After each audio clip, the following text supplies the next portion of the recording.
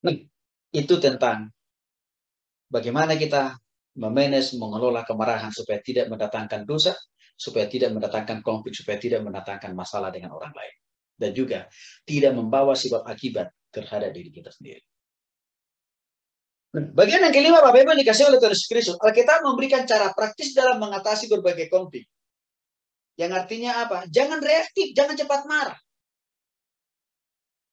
Kita perlu banyak belajar dari kisah Elia yang marah terhadap Daud karena meninggalkan kambing dombanya di padang rumput yang hijau. Waktu itu Elia hanya berhadapan-hadapan dengan Goliat. Lalu tiba-tiba Daud datang menghampiri Elia. Tujuannya Daud mau menolong Elia sebenarnya kakaknya. Tapi Elia marah sama Daud dengan mengatakan, ngapain kau kesini? Itu kata Elia ke Daud. Kamu tinggalin kambing domba kita di sana. Hanya kamu datang ke sini, kata kakaknya Elia. Tapi Bapak Ibu, Daud tidak marah loh. Daud tidak langsung cepat marah, Daud tidak langsung emosi, Daud tidak langsung reaktif, Daud tidak langsung tonjok kakaknya. Elia enggak loh. Cool. Pertanyaannya Bapak Ibu, sebagai refleksi. Ketika orang lain menyebut nama kita atau menghina kita dengan kata-kata kasar seperti yang ditunjukkan kepada Daud, bagaimana kira-kira respon kita? Reaktifkah? Cepat marahkah? Cepat kita tendangkah? Cepat kita pukul? Cepat kita tamparkah? Cepat kita maki-maki kan? Harus kita belajar dari Daud, Bapak Ibu ya. Jangan reaktif, jangan cepat marah. Ya. Daud tidak berusaha melakukan balas dendam terhadap kakaknya. Tapi dia tetap cool, dia tetap dengar, dia tetap turutin, lalu dia tanya lagi sama orang lain. Gideon juga mengalami hal yang sama. Nanti Bapak bisa baca dalam Hakim-Hakim 8, pasal 8 ayat 1 ya. Ya. Bagaimana sebenarnya dia berada di tengah-tengah peperangan dan ingin mengalahkan orang Midian dan orang Palestina yang mendekati dia dengan kata-kata marah. Tapi dia tidak langsung reaktif. Tapi dia selalu terus menjaga hatinya dulu. Ya. Bapak Ibu yang dikasih oleh Tuhan Yesus Kristus, orang-orang yang bersama dengan Gideon waktu itu memojokkan Gideon karena dianggap Gideon ini lelet. Ya, tidak cepat bergabung dengan mereka. Lalu Gideon dipersalahkan. Tapi Gideon cool aja. Ya, tidak langsung reaktif, tidak langsung marah. Ya. Terhadap orang-orang yang menuduh dia lelet. Ya, bisa juga mungkin Telmi kira-kira begitu ya. Tidak proaktif. Tidak langsung marah dia. Tapi dia tetap menghadapi tuduhan itu ya dengan membuktikan bahwa dia tidak seperti bahwa apa yang dituduhkan kepada dia itu tidak seperti itulah dia. Ya. Jadi Bapak Ibu jangan reaktif, jangan cepat marah. Karena itu menandakan kita tidak dewasa rohani. Karena itu menandakan kita tidak matang dalam berpikir, dalam bertindak, dalam melakukan segala sesuatu. Ya. Nah, jadi bagian yang kelima, 6. Alkitab memberikan hikmat bagi kita dalam menyelesaikan konflik loh Bapak Ibu. Ya. Maka bagaimana kita bisa merasakan pertolongan Tuhan lewat firman Tuhan yang memberikan hikmat bagi kita dalam menyelesaikan konflik? Maka yang pertama, cara taktisnya, mencari dan menyelesaikan setiap sumber atau akar daripada konflik itu. Kesalahan utama yang sering dilakukan oleh banyak orang dalam menyelesaikan konflik adalah jarang mencari dulu ya akar sumber daripada konflik itu. Jarang. Tapi yang selalu dikedepankan adalah menyalahkan, menyerang, menghakimi. Tanpa pernah berpikir sumber akar daripada konflik ini apa sih sebenarnya. Sehingga apa? Keputusannya dan tindakannya selalu melampaui daripada masalah yang akar masalah.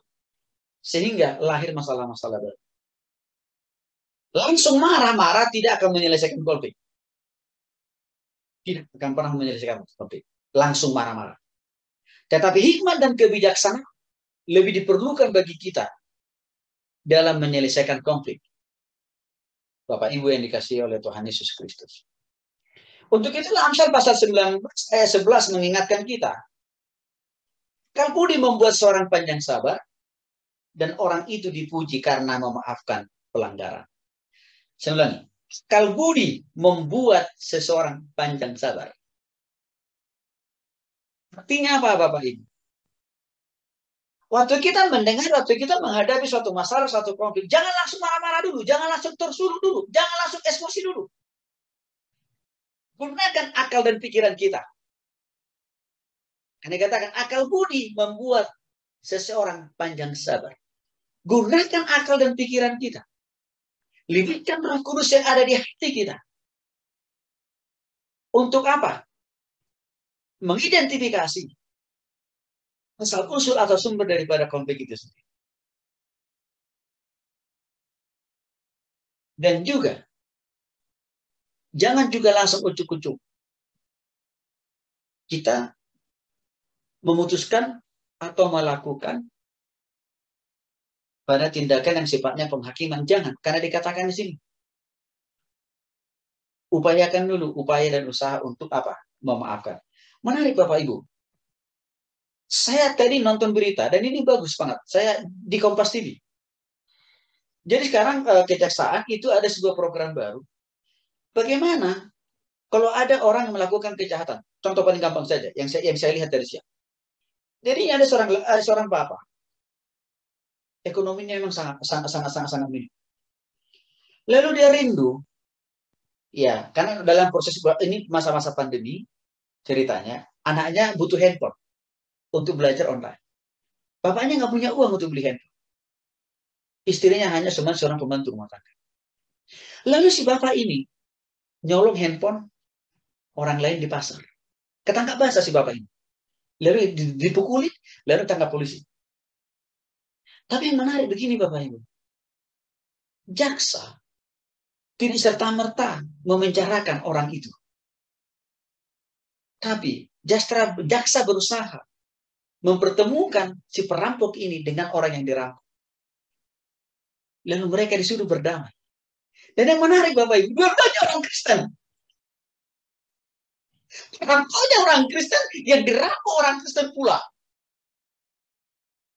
Lalu, ya, di hadapan jaksa dan polisi, si laki-laki perampok ini mohon maaf dan minta ampun sama si ibu yang handphonenya dicuri. Sampai nangis dia. Dan saya bersyukur ya. Ibu ini katakan begini, kamu tahu kenapa saya maafkan kamu? Kamu tahu kenapa saya ampuni kamu? Saya tidak tahu, Bu. Ini kata si perampok. Saya maafkan kamu, saya ampuni kamu. Supaya Tuhan juga mengampuni dosa dan kesalahan saya. Keren. Orang Kristen. Orang Kristen malingnya yang dirampok Kristen. Wah, ini tuh keren banget tuh.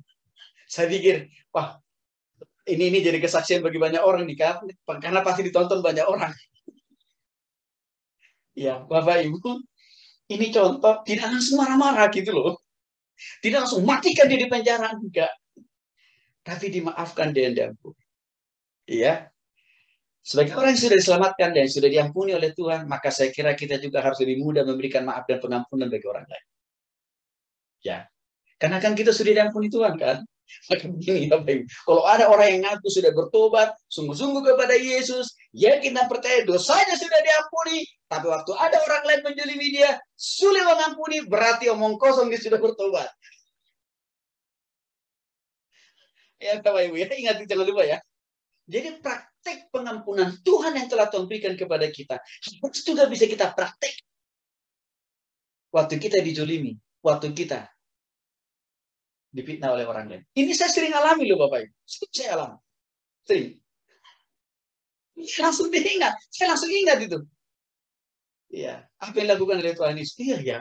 Kalau Tuhan Yesus saja bilang, ya Bapak ampunilah mereka karena mereka tidak tahu apa mereka berbuat. Masa sih saya nggak bisa mengampuni orang sih? Bapak Ibu ini penting ya. Pastikan kita telah menemukan dan memiliki fakta yang benar tentang sumber konflik itu sendiri. Jadi jangan Bapak Ibu, kita belum tahu sumber konflik, isi berita yang sesungguhnya, tapi kita udah langsung marah-marah. Kita lakukan dulu upaya pencarian informasi itu. Nah, untuk mendapatkan fakta tersebut, kita perlu melakukan penyelidikan yang menyeluruh tentang fakta-fakta yang menjadi sumber daripada konflik itu sendiri. Ya, pastikan kita sudah punya buktinya. Dan bukti yang kita punya itu dapat dipercaya. Informasi yang kita terima itu benar-benar valid. Jangan hanya karena kata orang, jangan, berbahaya. Ya. Nah, jadi kita setelah itu Bapak Ibu, ya, jangan juga dikatakan kalau kita belum melakukan pencarian informasi dan data-data yang akurat, ya, jangan dulu kita memutuskan sesuatu atau mengambil sebuah tindakan, jangan. Nah, apalagi sampai menghakimi. Karena sekali lagi, itu mempermalukan diri kita sendiri. Ya, Bapak Ibu ya. Nah, jadi Raja Daud pernah melakukan pendekatan ini loh Bapak Ibu. Ketika ia tidak yakin apakah orang-orang yang mendekatinya waktu itu, ya, benar-benar hati dan pikiran mereka itu tulus mau membantu Raja Daud atau mau merongrong atau mengkhianati atau menusuk Raja Daud dari belakang. Kan gitu. Nah, tapi yang menarik begini.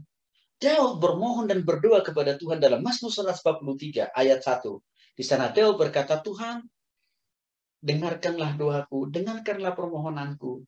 Karena saya tidak tahu orang-orang ini motivasinya sebenarnya jujur, tulus, murni, atau bengkok. Ya, mendekati saya. Dia berseru, dia bermohon ya kepada kepada Tuhan. Nah, ini menjadi penting Bapak Ibu sekali lagi. Ya, Daud sekali lagi, dia tidak mudah menyimpulkan, dia tidak langsung menuduh, wah ini pasti semua orang-orang di sini bengkok motivasinya. Tapi dia tetap datang, mengadu kepada Tuhan, bermohon kepada Tuhan, dan juga bersandar kepada Tuhan. Nah, saya kira pola ini Bapak Ibu perlu kita pakai ya dalam mengatasi setiap konflik yang ada. Nah, selesaikanlah setiap konflik itu tanpa melahirkan konflik baru. Apa maksudnya? Banyak orang tidak peduli dengan konflik yang dialami sesamanya. Entah itu orang tua, suami, istri, mertua, atau teman sepelayanan. Seringkali orang berpikir, itu kan bukan urusanku. Itu bukan masalahku. Itu masalah lo. Kan kira-kira begitu ya. Yang penting kemarahanku kan kira-kira begitu ya. Kekesalanku sudah saya tumpahkan. Gitu. Tidak boleh begitu Bapak Ibu. Ya. Nah, kita Bapak Ibu di rumah, di sekolah, di kampus, di kantor, di pelayanan, ya. Jangan lupa kita harus juga menjadi model, kita harus menjadi teladan, kita juga harus menjadi ya perpanjangan tangan Tuhan bagaimana menyelesaikan setiap konflik yang ada. Ya. Nah, contoh banyak orang berpikir pengadilan merupakan cara satu-satunya paling efektif untuk menyelesaikan konflik. Nah, sekali lagi Bapak Ibu, tidak terbukti pengadilan itu dapat tuntas menyelesaikan setiap konflik yang ada. Enggak. Maka saya katakan tadi Bapak Ibu, ya, anak jadi korban sepanjang hidupnya itu. Belum lagi pasangan suami istri harus bayar pengacara mahal-mahal. Udah bayar uang yang dipakai untuk bayar pengacara sekalipun. Itu juga apa? Jual warisan sama-sama juga. Jadi artinya apa? Pisah, cerai. Gak ada yang untung tuh. Buntung. Nah, jadi, maka kalau untuk menghadapi konflik rumah tangga begini, Bapak Ibu, selalu saya katakan, kembali kepada Tuhan. Kembali pakai cara Tuhan. Kembali pakai firman Tuhan. Walaupun seringkali, tapi kan Pak Tony, kalau pakai cara Tuhan, susah. Lama. Loh, saya bilang, kamu pakai jalan tersingkat, kamu pakai jalan termudah, tersimpel, terpendek, makin bertambah banyak pelanggaran yang akan dilahirkan oleh keputusan. Kita Bapak Ibu ya. Belajar menjadi pendengar yang baik. Karena kenapa? Seringkali ya, orang muda tersulut emosi amarahnya karena tidak mau dengar dulu. Dia langsung apa? Merespon, langsung apa? Menyimpulkan. Padahal belum tentu apa yang disampaikannya itu benar demikian adanya. Nah, banyak kali orang gagal menjadi pendengar. Untuk itulah Yakobus 1:19 mengingatkan Bapak Ibu. Hai saudara yang kekasih, ingatlah hal ini, setiap orang hendaklah cepat mendengar. Hendak cepat mendengar loh Bapak ya. Tetapi lamban untuk berkata-kata. Lamban untuk marah. Ini. Boleh kuping kita ini cepat mendengar, boleh banget. Tetapi apa yang kita dengar jangan langsung kita simpulkan. Udah benar ini, nggak boleh. Jangan langsung apa yang kita dengar itu langsung kita ekspresikan dalam bentuk apa? Kemarahan.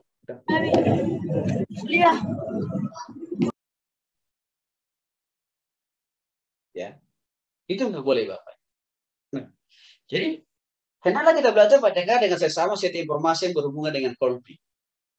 Ya, luangkan waktu untuk berdoa, luangkan waktu untuk coba memikirkan dengan jernih apa sih awal mulanya konflik ini. Amsal pasal 15 ayat 28. Hati orang benar menimbang jawabannya, tetapi mulut orang fasik mencurahkan hal-hal jahat. Jadi Bapak Ibu, jika kita langsung menjawab tuduhan yang belum teruji dan terbukti kebenarannya, ya, maka sekali lagi, pasti jawaban kita akan salah. Pasti kesimpulan kita pasti akan salah. Hal yang berikutnya, kalau memang sumber konflik itu adalah kita, dan itu mengakibatkan kerugian secara finansial, secara materi, kita harus siap membayarnya loh Bapak Ibu. Ya, sebenarnya kalau konflik itu berasal dari orang lain dan kita dirugikan, kita punya hak yang sama juga. Meminta ganti rugi dari apa yang kerugian yang kita alami. Roma pasal 13 ayat 7. Bayarkanlah kepada semua orang apa yang harus kamu bayar. Pajak kepada orang yang berhak menerima pajak, juga kepada orang yang berhak menerima cukai. Rasa takut kepada orang yang berhak menerima rasa takut, dan rasa hormat kepada orang yang menerima rasa hormat. Jadi Bapak Ibu, contoh paling gampang nih, kalau kita belum punya SIM, tidak pakai helm nih, gitu ya. Lalu kita dengan PD-nya berkendaraan di jalan, naik motor, ya kita harus siap tanggung risikonya, ditilang polisi. Jangan salah ngeyel. Seperti kemarin itu, ada seorang ibu, udah salah ngeyel pula. Tidak cukup hanya ngeyel, dijambak, ya, ditonjok. Terus apa? Dia niaya Pak polisi, masuk penjara itu si ibu. Nggak boleh terjadi Bapak Ibu ya. Nah ini harus kita hindari supaya tidak kontraproduktif. Ya, Alkitab juga memberikan solusi kepada kita dan kebijaksanaan bagaimana kita mengelola konflik. Satu, jangan cepat percaya dengan isu atau gosip. Konflik dapat terjadi di dalam jemaat karena mulai muncul suburnya, peredaran gosip di antara jemaat, di antara para pelayan, di antara para karyawan. Yang namanya gosip Bapak Ibu, makin digosok makin sip. Amsal pasal 16 ayat 28. Ya, perilaku gosip atau tukang gosip atau biang gosip itu terbukti dan teruji telah menghancurkan banyak hubungan suami istri. Jadi Bapak Ibu, kalau ada tetangga atau siapapun mengatakan, suamimu itu saya lihat di tempat sana loh, jangan langsung percaya. Kan gitu. Karena kenapa? Bisa saja orang ini mau menghancurkan rumah tangga kita kan. Gitu loh Bapak Ibu ya. Jadi jangan dipikir, ini informasi benar nih. Belum tentu. Gitu ya. Saya lihat kemarin istrimu itu pegang-pegangan loh dengan orang lain. Padahal, ya, itu anak kita sendiri yang dipegang. Gitu. Jadi, ya, jangan mudah percaya dengan gosip Bapak Ibu ya. Nah, Amsal 26 ayat 20. Bila kayu habis, padamlah api. Bila penfitnah tak ada, redahlah pertengkaran. Ya. Jadi, saudaraku, bergosip bisa makan dengan menambahkan kayu api ke pembakaran. Artinya apa? Tukang gosip itu, biang gosip itu orang yang suka menambah dan mengurangi sebuah informasi, sebuah perkataan. Tidak boleh kita percaya total itu, Bapak Ibu. Karena kenapa? Itu subur melahirkan konflik di dalam rumah tangga, dalam pelayanan, dan juga di dalam pekerjaan. Hal yang berikutnya, mendiskusikan dan memecahkan konflik. Matius pasal 18 ayat 15 sampai 17 memberi petunjuk kepada setiap orang dalam menyelesaikan setiap konflik, baik pribadi satu dengan yang lain. Ya. Artinya Bapak Ibu, kalau kita sedang mengalami konflik itu, diajarkan kita di sini sebenarnya adalah cari bantuan penyelesaian. Yang pertama, 4 mata dulu menyelesaikannya. Kalau kita suami istri pasti selesaikan dulu. Kalau nggak bisa, boleh hadirkan orang ketiga. Siapa? Boleh mertua, boleh orang tua. Tetapi orang tua dan mertua ini harus menjadi mediator ya. Jangan menjadi pendukung salah satu pihak. Tidak boleh, harus netral posisi. Bisa juga kita melibatkan lagi, lebih luas lagi siapa? Pendeta hamba Tuhan. Tetapi sekali lagi, pendeta dan hamba Tuhan ini sifatnya harus netral dia. Tidak boleh dia memperlebar konflik dalam rumah tangga itu. Tidak boleh. Tidak boleh. Jadi, di mana posisi kita? Kalau ya, kita harus jelaskan di mana kesalahan kedua belah pihak. Kita juga harus menjelaskan di mana kebenaran kedua belah pihak. Ya, jangan memperlebar, jangan membesar konflik itu, saudara ya. Nah, itu mendiskusikan dan memecahkan konflik itu. Jadi lagi-lagi saya katakan, saya orang yang selalu mengatakan anti pengadilan agama. Enggak. Saya tidak melihat itu cara Tuhan di dalam Alkitab. Enggak. Tuhan punya banyak cara untuk menyelesaikan persoalan dalam rumah. Baik, kiranya apa yang saya sampaikan ini Bapak Ibu boleh kita praktekkan di dalam dunia pelayanan dan bahkan juga dalam kehidupan rumah tangga kita. Dan saya berdoa banyak supaya Bapak Ibu bisa memakai ini juga untuk menolong orang-orang di sekitar kita. Tuhan Yesus memberkati.